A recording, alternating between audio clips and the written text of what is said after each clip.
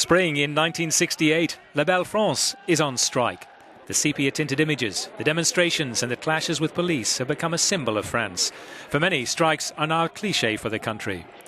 This was the largest in France's history, which paralysed the country for 3 weeks as workers and students took to the streets. A record 9 million people downed tools. It was a turning point in the country's history. It was not until 1995 that there was a comparable level of strikes. The mass walkout then was over the Juppé plan on pension and social security reform.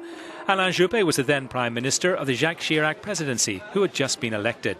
Several times the Prime Minister intervened to defend the reforms as essential. The message fell on deaf ears. After 2 months, Alain Juppé withdrew his pension law. How do you assess the impact of the strikes?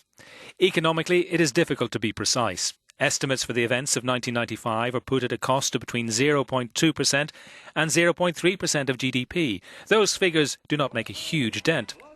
There is an indirect impact in the country which has the biggest effect.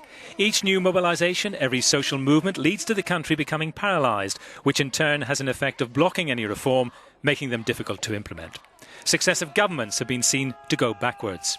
In 2006, trade unions and students demonstrated against what was called the CPE. It was a new form of employment contract for employees under the age of 26. One of the elements could have made firing staff easier, but it was denounced as a law to fire staff.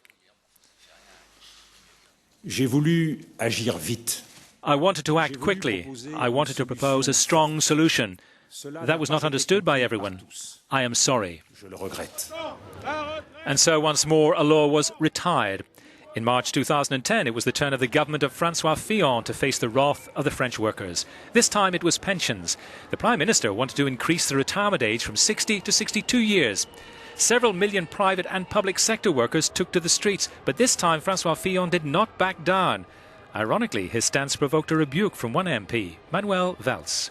Unfortunately today, the deadlock is a demonstration that forcing a law through with the absence of any social dialogue in a modern democracy leads to situations like the one we know now.